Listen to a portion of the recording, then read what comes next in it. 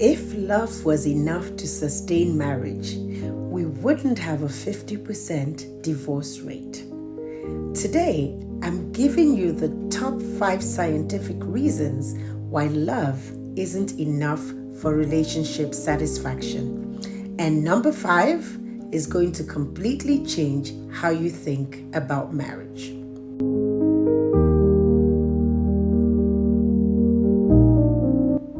Welcome back to the School of Wife channel. I teach evidence-based relationship science to help high-achieving women create satisfying marriages. Make sure to hit that subscribe button because I break down relationship research every week that you won't find anywhere else. Now, here's what's fascinating. We have more relationship advice than ever. And yet, the American Psychological Association reports that marital satisfaction has dropped 23% since 1973. Couples still report loving each other at the same rate though, which means love alone isn't determining relationship success. I'm breaking down peer-reviewed research that reveals exactly why love fails as a relationship strategy and what it is that actually predicts long-term satisfaction. Stick around because reason number 5 involves brain scans that show something shocking about satisfied couples versus those who focus on love. Let's get into it. Reason number 1 is that love has an expiration date. Love has a biological expiration date. Isn't that interesting? Dr. Helen Fisher's neuroimaging studies out of Rutgers University in New Jersey showed that romantic love activates the brain's reward system. But here's the problem. This neurochemical response naturally diminishes over 18 to 24 months in most relationships. This isn't just my opinion, it's measurable brain chemistry. The dopamine and norepinephrine that creates that in-love feeling literally decrease over time. So, if your relationship strategy is based on maintaining those feelings, you're fighting biology itself, and you know who's not going to win. Research from the University of Rochester, they followed 168 couples over a 9-year period. What they found was that couples who based their relationship primarily on passionate love showed 34% lower satisfaction scores by year 5. But the couples who thrived, they had developed what researchers call relationship competencies.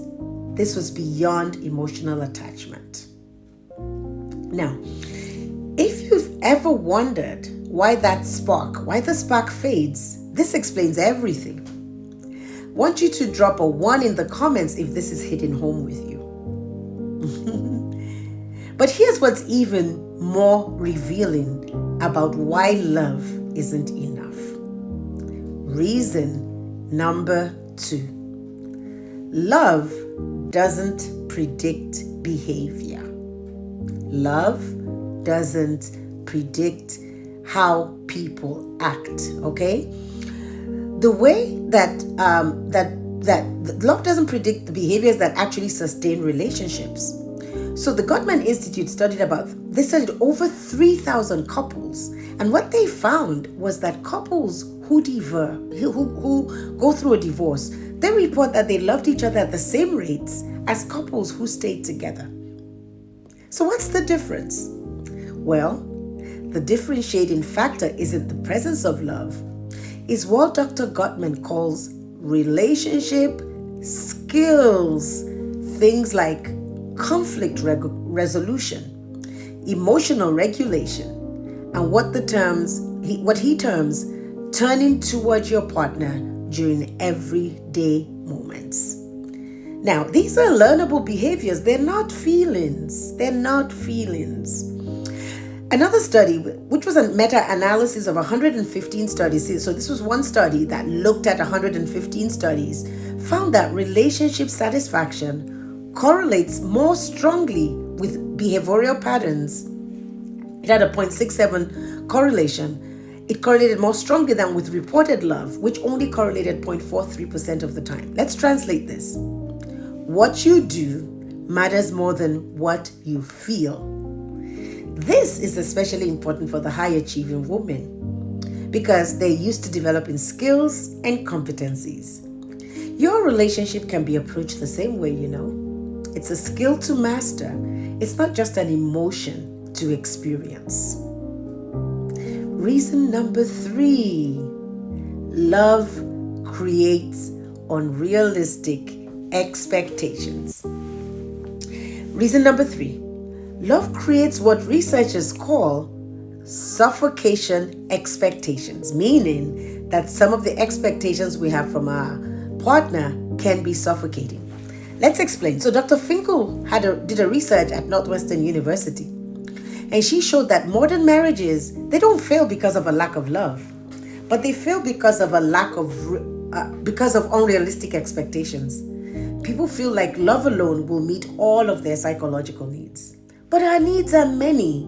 When we make love the center of our relationship strategy, we expect our partner to be our best friend, our passionate lover, our emotional support system, our intellectual companion, and our life adventure partner. Guess what? That's not sustainable for any human being. Even the best partner can't be all of these things.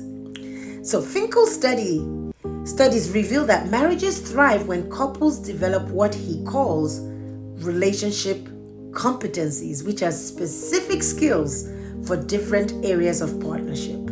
So instead of expecting love to solve everything, successful couples build systems for connection, for conflict resolution, and for growth. If this is making you rethink your relationship approach, hit that like button to help other analytical women find this content. Now, wait till you hear reason number 4.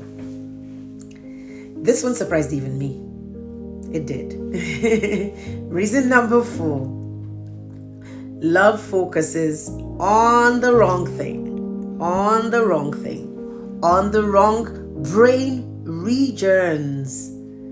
Love activates the wrong brain regions for relationship satisfaction. Isn't that interesting? Dr. Lucy Brown did MRI studies at Albert Einstein College of Medicine in New York. And these MRI studies showed that romantic love primarily activates the limbic system. The limbic system is your emotional processing center. Now, let's see what's fascinating about this. Long-term relationship satisfaction correlates with prefrontal cortex activity. That's the area of your brain responsible for planning, for decision-making, and for goal achievement. Satisfied couples literally use different parts of their brains than couples focused on romantic feelings. Guys, ladies, this is science. This means that love-focused relationships are operating from the emotional brain, while satisfaction-focused relationships are operating from the executive brain. It's the difference between reacting and responding, between managing your feelings and building systems. I love these topics. For high-achieving women especially, this is crucial because you already know how to use your prefrontal cortex for success in other areas. Your relationship can benefit from the same strategic thinking that you use to become a success in your careers. Now, reason number 5. This is the most surprising finding. Here's reason number 5. The most surprising thing from relationship research that I found was this. Satisfied couples develop synchronized brain patterns during problem solving, while couples that are focused on love show conflicting brain activity, even though they report feeling loving towards each other. So when people have satisfaction in their marriages, their brains are actually more in sync. So studies using EEG technology reveal that satisfaction is literally measurable at the neurological level. Wow.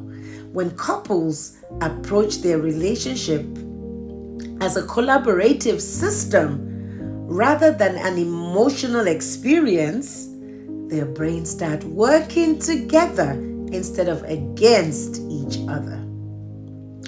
This explains why you can love someone deeply but still feel frustrated, disconnected, or unsatisfied.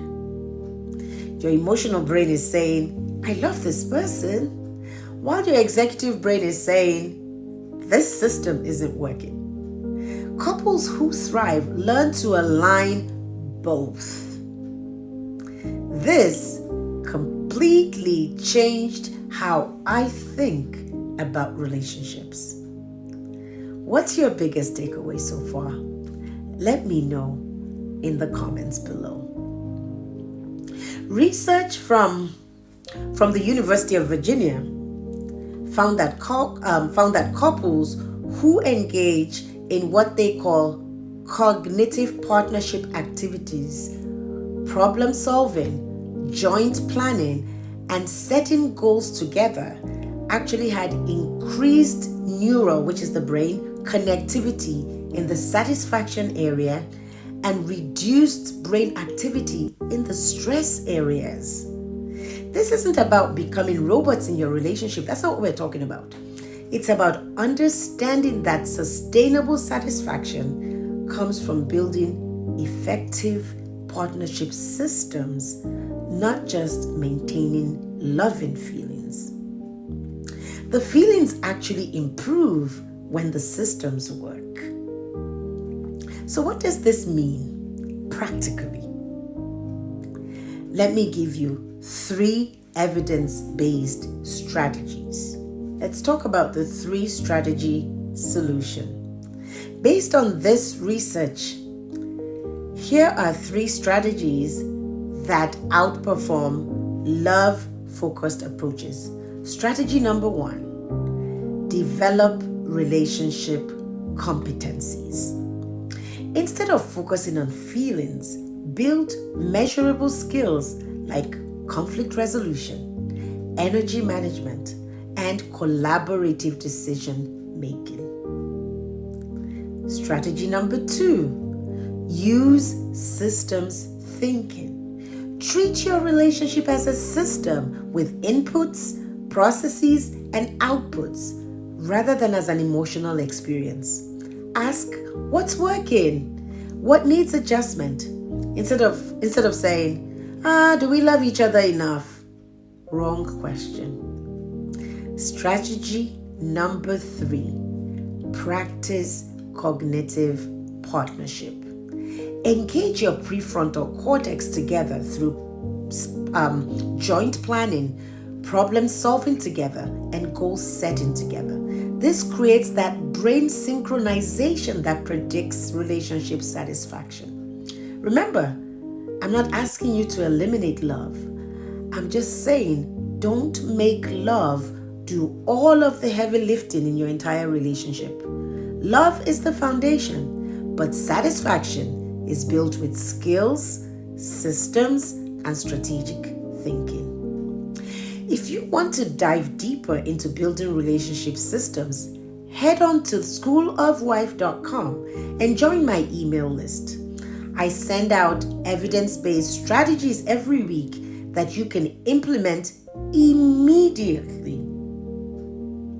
Now, let's recap those 5 reasons. Number 1, love has an expiration date. Number 2, love doesn't predict behavior. Number 3, love creates unrealistic expectations. Number 4, love activates the wrong brain regions. And number 5, satisfied couples show different brain EEG patterns than love-focused couples. So the research is clear. Satisfaction requires strategy, not just sentiment. Now, if this research-based approach resonates with you, please share this video with another analytical woman who needs to hear this message. And don't forget to subscribe for more evidence-based relationship content. Speaking of evidence-based approaches, next week, I will be breaking down the energy depletion cycle. Why high-achieving women lose themselves in marriage. I'm going to have specific research on professional women's relationship challenges, and I think you'll find this interesting. If you want to see how successful couples actually build these systems, check out my video on the 2 positions framework. I'll link it right here. And until next week, remember, good marriages are not born, they are built. I'll see you soon.